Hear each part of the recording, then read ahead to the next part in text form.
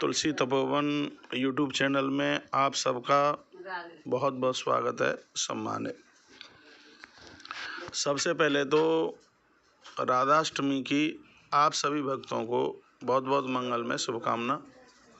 आपका जीवन दिन दूना रात्रि चौगुने के रूप में उभरे, भगवती राधा रानी और भगवान श्री कृष्ण से हमारी ऐसी प्रार्थना है। आइए, एक कथानक में ऐसा मिलता है कि भगवती राधा रानी ने एक शब्द ऐसा कहा जिनको सुनते ही देवर्षि नारद की आंखों में से आंसू बंद नहीं हो रहे थे। चर्चा उस समय की है जिस समय श्री द्वारका जी में भगवान श्री कृष्ण से रुक्मिणी आदि रानियां बोली, सेवा हम इतनी करते हैं और आपके मुख से राधे राधे का ही नाम निकलता है, ये हमें अच्छा नहीं लगता। तो भगवान प्रभु श्री कृष्ण ने मन में विचार किया कि इस बात का कैसे समाधान हो। एक दिन दरवाजे पर देवर्षि नारद जी का आना हुआ। भगवान प्रभु श्री कृष्ण ने अपने पेट को पकड़ करके बड़ी जोर से रुदन किया और कहा कि हाय मैं मरा, मेरे पेट में बड़ी जोर से दर्द है। नारद जी का उस समय आना ही हुआ था। देवर्षि नारद जी ने भगवान को पूछा, प्रभु ये दर्द कैसे ठीक होगा। बड़े बड़े हकीम और वैद्यों को बुलाया गया, लेकिन नाड़ी किसी की समझ में नहीं आ रही थी। तब कृष्ण बोले हैं कि हे देवर्षि जी, इस दर्द को ठीक करने का बस एक ही उपाय है। यदि कोई स्त्री अपने चरण धो करके तलवों का जल मुझे दे दे तो उसको पीते ही मैं स्वस्थ हो जाऊंगा।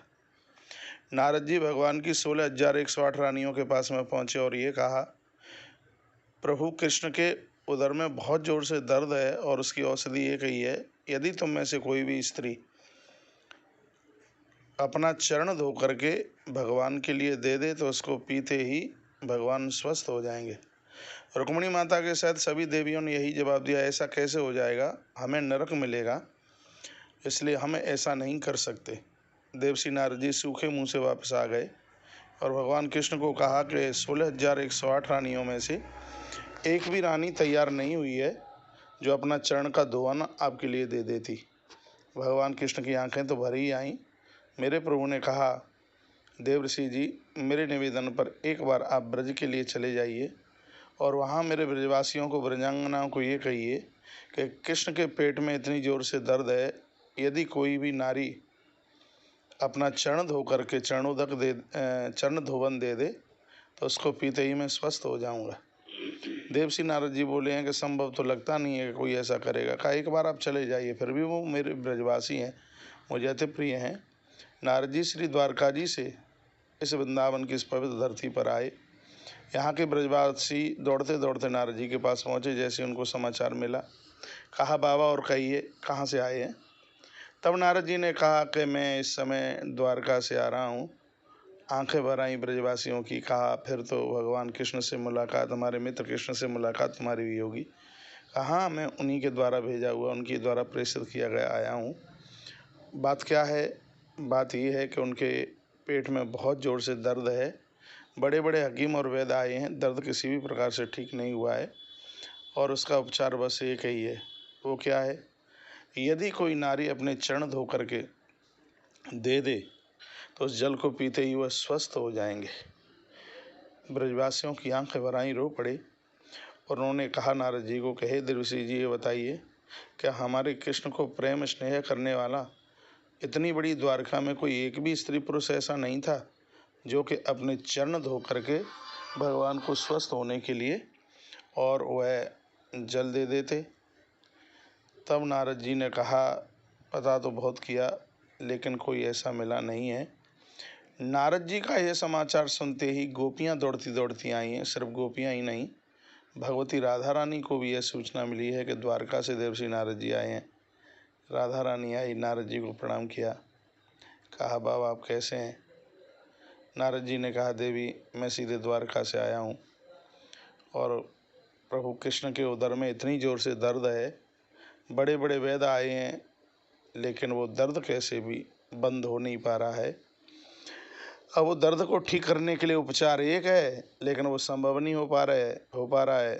भगवती राधा रानी ने कहा, गुरुदेव वो कौन सा ऐसा उपचार है देवर्षि जी? तब नारद जी ने कहा, यदि कोई नारी अपने चरण धो करके दे दे तो उस चरण धोवन को पी करके भगवान कृष्ण स्वस्थ हो जाएंगे। इतना कहा तो इतने में तो एक पतीला भर करके लेकर के आ गई राधा रानी और उसमें अपने दोनों पाँवों को डुबो दिया।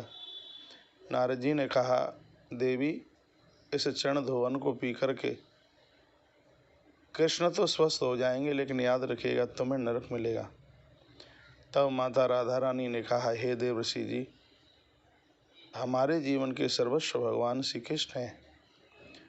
परमात्मा स्वस्थ हों उसके लिए यदि हमें नरक भी जाना पड़ेगा उसको हम स्वीकार कर लेंगे, सहर्ष स्वीकार कर लेंगे, लेकिन हम कृष्ण को दुखी नहीं देखना चाहते।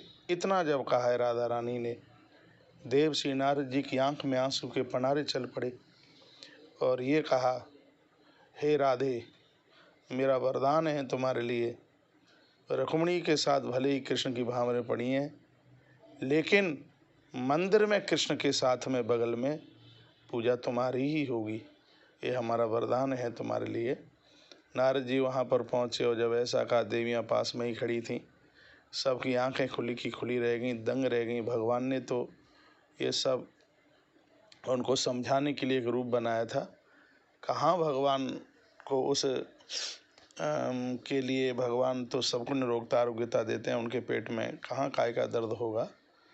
तब से लेकर के ऐसा कोई दिन नहीं था भगवान की 16,108 रानियाँ अपनी जिह्वा से श्री राधे श्री राधे श्री राधे का उच्चारण न करती हों।